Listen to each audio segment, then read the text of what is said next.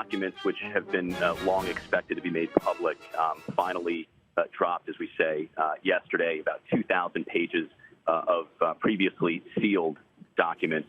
And these stem from a civil case that had been settled between Ghislaine Maxwell and Virginia Giuffre. It's a defamation case between these two. Giuffre is an alleged victim of Jeffrey Epstein, and Maxwell is an ex-girlfriend of Jeffrey Epstein, someone who has been accused of sort of being the right-hand man, so to speak, of Jeffrey Epstein, someone who recruited girls into the alleged sex ring, someone who was sort of the point person who directed young women who to allegedly have sex with, was kind of the chief operator, so to speak, of Epstein's alleged sex trafficking operation. In these documents, we were expecting to learn names. It was told that powerful people, well-connected people would be named in these documents. And some names were brought to attention. Now, we have to remember that the names that are mentioned in these documents are people who Virginia Giuffre, again, the alleged victim of Jeffrey Epstein, these are names that she brought, she made public in her testimonies, in her interviews with officials. People like former Senator George Mitchell, former New Mexico Governor Bill Richardson was named. Of course, both men have denied any sort of involvement with Jeffrey Epstein, have denied any improper relationships with any of the women, including Miss Giuffre, saying that they had never met Virginia Giuffre. Also, several other well-connected financiers, hedge fund managers, politically connected folks, all mentioned in the 2,000-page documents that were dropped. Again, these are accusations that were made by Virginia Giuffre, and they have been emphatically denied by the people who were named in these documents. Now that Jeffrey Epstein is dead, will the focus now turn to these women in particular and this case, now that this has been unsealed and it's really exposed out there into the public? Yeah, well, I mean, what happens next is going to be, is going to certainly be, an interesting focal point. Obviously, the criminal cases go away. You can't prosecute someone who's dead, as Jeffrey Epstein is. But the civil cases against Jeffrey Epstein, and there are multiple ones out there, and as more victims come forward, we imagine that more cases will be brought forward. These civil cases can go forward against his estate, assuming there is no statute of limitations issues. Also, something else to keep in mind, now that Jeffrey Epstein is dead, coupled with the fact that he really has no immediate family, there's no one to challenge any additional search warrants of any of his properties. And he has multiple properties, obviously. We know he's got the New York mansion, the Virgin Islands property. He's got the property in New Mexico. And so there's really no one left to challenge any search warrants if prosecutors decide to pursue additional search warrants of these properties. And it's said that there could be more evidence in his homes.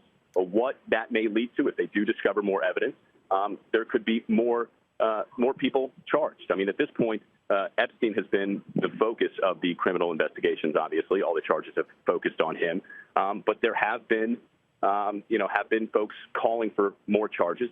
Some of the victims have pointed to Ghislaine Maxwell as someone who, again, was the right-hand man, so to speak, helped orchestrate the alleged sex trafficking ring. No charges have been brought against her.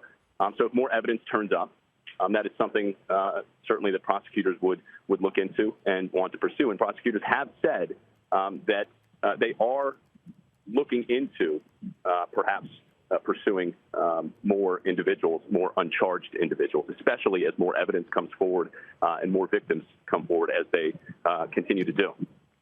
And do we have a sense if there will be any more unsealed documents that could come out in the coming weeks? At this point, no. But, of course, as this investigation continues, again, Epstein, obviously, with him now being dead cannot. There will be no criminal charges moving forward on him. But this is an extremely wide-ranging investigation, and it is not the sort of investigation that you would imagine prosecutors would just drop, especially if there are other people to be charged, if there are other potential, people to pursue. Yeah. And so with that, as this investigation continues in other directions, of course, more information and more details and more evidence could come forward.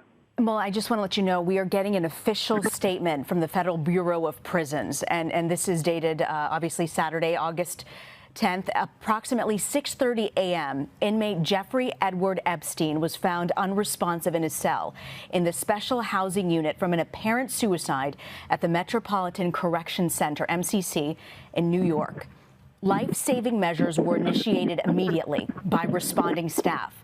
Staff requested emergency medical services, EMS, and life-saving efforts continued. Mr. Epstein was transported by EMS to a local hospital for treatment of life-threatening injuries and subsequently pronounced dead by hospital staff. The FBI is investigating the incident. Mr. Epstein was a 66-year-old male and arrived at MCC New York on July 6th under pre-trial status after being indicted for sex trafficking of minors and conspiracy. MCC New York is an administrative security facility that currently houses 763 male offenders in New York, New York.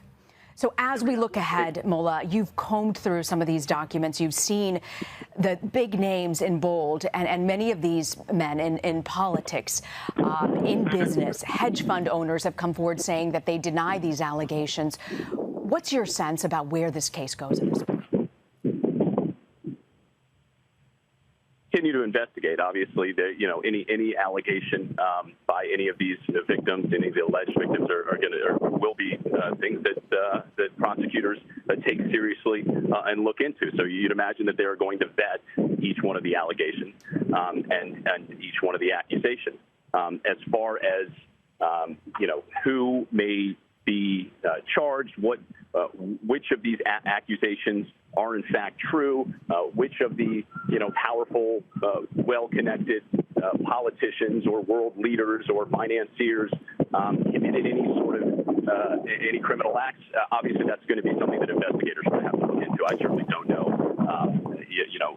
the answers to those questions. But again, this investigation is certainly not over just with the death of Jeffrey Epstein. This is something that prosecutors will continue to look into. And again, we have been told that victims continue to come forward, and as these victims come forward, they will be able to detail not just Jeffrey Epstein's role in this, in the alleged trafficking operation, but all the people that helped make it happen, all the other people that were involved, whether it was his fellow, or I should say his employees, the people who coordinated, the people who scheduled these alleged acts, and also the people who were involved in the sexual acts.